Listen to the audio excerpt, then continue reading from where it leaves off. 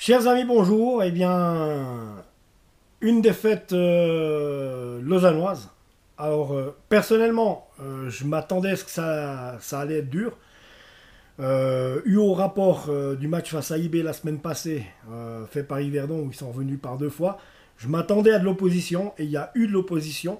Donc un match qui n'a pas été super extraordinaire non plus. Voilà, mais qui, quand même, il y avait de l'intensité. Les deux équipes se valaient, hein. On sentait bien qu'il y avait deux équipes de même valeur. Donc autant les Lausannois que les Yverdonnois ont poussé, donc il n'y a pas eu de temps mort, tout le monde a mouillé le maillot. Et du côté de Lausanne aussi, mais le problème qui se passe, c'est qu'on est toujours dans notre vieux schéma à encaisser les buts dans les arrêts de jeu.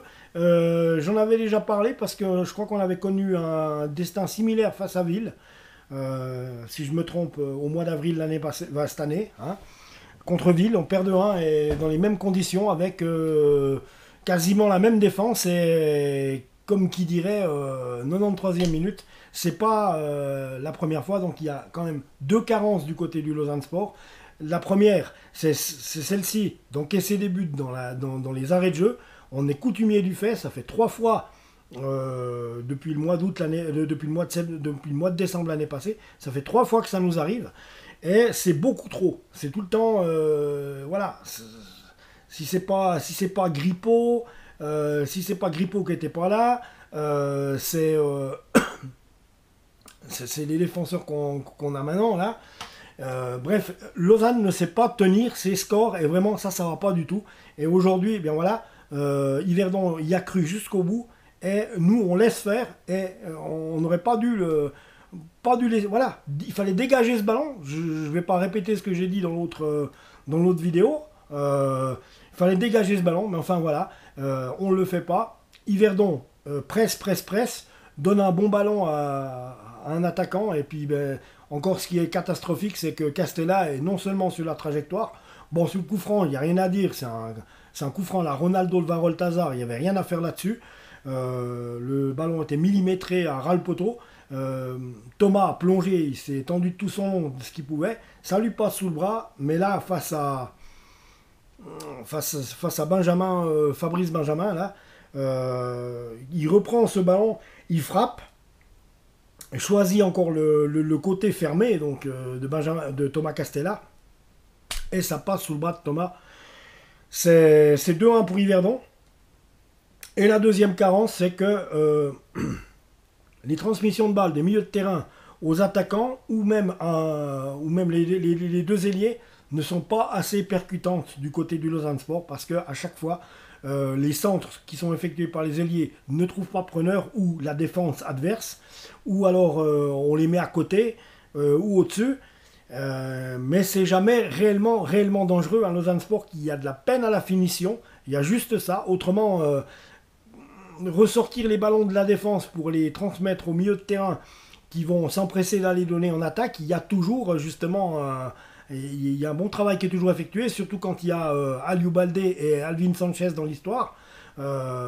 Ces deux joueurs qui savent créer justement la dernière occasion, la dernière attaque, mais au moment du dernier geste, c'est tout le temps raté, parce que soit le centre ratterrit sur un défenseur adverse, ou soit alors ça n'aboutit pas, c'est contré, et on n'arrive pas à bouger assez, à être créatif dans les 16 mètres, dans les 16 mètres, quand on arrive à l'orée des 16 mètres avec soit les ailiers, soit on est aux 16 mètres avec le ballon, on n'arrive pas à créer justement l'occasion qui fait que ça va finir au fond, parce que soit ça passe au-dessus, à côté, ou alors c'est contré.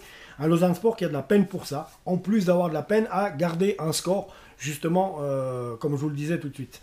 Donc, dans ce genre de match où les équipes sont proches, c'est clair et net que c'est celui qui pousse le plus, qui marque le deuxième, qui va gagner le match. Et puis là, alors, 93e minute, il n'y a plus rien à faire. Donc c'est 2-1, ça laisse songeur à Lausanne Sport qui est moins fort que qu'est-ce qu'on aurait peut-être pensé. Je l'ai dit, pour moi, le mercato est insuffisant. Il aurait fallu des joueurs d'un calibre supérieur. Mais enfin voilà, hein, j'entends. On va faire avec ce qu'on a, c'est tout. Donc, voilà quoi, je veux dire. Même que Noé Dussen a joué au Standard de Liège, comme capitaine, voilà, on ne voit pas la différence avec un autre de Super League, la preuve, on prend autant de buts que si c'était Simone Grippo ou bien Berkay Dabani derrière. Donc voilà quoi. Donc c'est ça qui est un peu décevant. Et puis le nouveau Jamie Roche, bon il faut lui laisser du temps, il vient d'arriver, son premier match. C'était sa première semaine à l'entraînement. Voilà. Donc 2-1. On va regarder maintenant ah, les statistiques. Donc 19 tirs pour le LS, 10 tirs pour le Yverdon Sport, tir cadré 7 pour le Lausanne Sport sur les 19, 3 pour Yverdon Sport sur les 10, une possession de balle de 56%. Quand on dit dominer n'est pas gagner, la preuve. 56% pour Lausanne, 44% pour Yverdon Sport, c'est pas non plus une différence faramineuse. Des passes 399 entre les Lausannois, 320 entre les Yverdonois qui ont été, somme toute, ce jeu-là, plus efficaces, la preuve. Précision de passe, 80% pour les Lausannois, 70% pour Yverdon Sport. Je ne sais pas ce qui justifie les 10% de plus pour Lausanne. Faute, 11 de commises par les Lausannois et 13 de commises par les Yverdonois. Des cartons jaunes, il y en a eu un partout. Donc les fautes montrent bien que c'est un match qui était engagé quand même. Et que chacun voulait gagner le match. Donc un bon spectacle qui a pu être proposé cet après-midi aux supporters de la Tuilière, autant d'un côté que de l'autre. Des hors-jeux, 0 partout. Des corners, 11 pour Lausanne et 7 pour Yverdon. Quand je dis que les corners sont des occasions potentielles de but, c'est vrai que sur 11 corners, si on n'est pas capable d'aller planter 2 actions qui pourraient être dangereuses, c'est vrai que c'est raté, c'est gâché. Et justement, on a trop attendu, on a on s'est trop pas appliqué dans la dernière occasion ou le dernier geste pour pouvoir prendre l'ascendant, pouvoir prendre l'avantage. Et chose qu'Yverdon a su faire dans leur dernière occasion en pressant. Donc voilà. Donc la suite, je vous cache pas que la suite me fait peur parce que je pensais pas faire un début de championnat aussi calamiteux quand même. Hein. Je veux dire, j'entends. C'est pas la joie. 3 matchs, 2 défaites, 1 nul. Bon, voilà quoi. Faudra voir. Même si contre IB, le jeu produit par les Lausannois laisse à penser que, exactement comme les Yverdonois, Lausanne peut faire quelque chose de mieux, en finissant mieux, et en ne prenant pas de but comme ça à la dernière minute. Parce que c'est ça qui tue tout cet après-midi. Donc il faudra vraiment travailler là-dessus. Donc autrement, au point de vue du jeu, voilà, Yverdon a été plus sur son action, sur sa dernière action, a été plus offensif, il a cru plus. Et puis les Lausannois, ils n'y ont pas cru assez quand ils avaient des occasions à concrétiser, puisque ça finissait toujours au-dessus, à côté, ou alors c'était contré par un défenseur. Et on joue comme ça pendant 1h30 et c'est clair que à ne pas presser à ne pas concrétiser quand tu domines quand même un peu, il y a un moment donné où il y a une accélération qui est faite et puis il y a une action qui arrive, un joueur adverse qui est bien placé, là en l'occurrence Fabrice Benjamin Evans, et c'est 2-1, et qui plus est à la 93e minute, donc c'est inacceptable. C'est ce qui rend la défaite inacceptable. Là maintenant, c'est vrai que ça va être dur pour les Lausannois parce que qui affiche un niveau qui peut mettre en danger IB, on le sait, mais qui, à contrario, reste muet à domicile, encore qui plus est face à Grasshoppe, et qui perd contre Yverdon. Là maintenant, aujourd'hui à domicile, la saison va être longue. Ça va être difficile, mais l'équipe peut monter en puissance. Il va falloir qu'elle ait encore 2-3 réglages à faire, parce que la preuve, mais j'ai quand même bon espoir qu'on puisse voir un peu mieux que ce qui se passe là. Les autres ne sont pas faramineux non plus, hein. Les Balois, Young Boys, même l'UFC Zurich, s'ils sont premiers, ils n'ont pas été faramineux, ils ont gagné 2-0 contre Yverdon, mais enfin voilà. Donc même les leaders Zurich, Young Boys et Bâle sont un peu en deçà de ce qu'on pensait qu'ils puissent être. Donc Lausanne, voilà, on va pas paniquer sur cette défaite, il faut simplement prendre conscience qu'il faut faire des points maintenant, et il faut qu'on aille vraiment chercher à débloquer le compteur victoire dès la fin de la semaine prochaine. Voilà.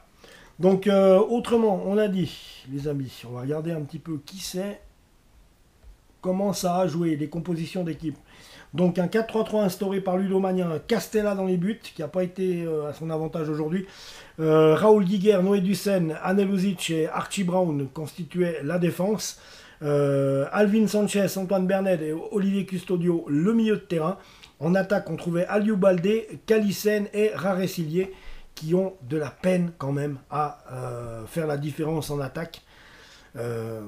Voilà, Aliou Baldé, quand il est associé à Alvin Sanchez, du reste Alvin Sanchez qui marque un but aujourd'hui, mais quand il est associé à Alvin Sanchez, les deux, Baldé et Sanchez, ça finit toujours bien. Donc pourquoi pas instaurer un 4-4-2 où il y avait justement devant, on l'a vu il y a quelques semaines, où il y avait Baldé et Sanchez en pointe, ou alors carrément mettre Brighton Labo. Brighton Labo il est rentré en deuxième mi-temps, mais Labo, Baldé et à mon avis Brighton Labo, Aliou Baldé et Alvin Sanchez, voilà, ça c'est trois joueurs qu'il faudrait mettre en attaque, parce que on s'en souvient bien que ça a eu payé. Ces trois joueurs qui ont de l'idée, de la créativité, et qui ont toujours un coup de patte un petit peu supérieur à ce que fait Raré-Sillier ou même Calissen, qui court beaucoup mais qui finalement ne plante pas. Donc voilà.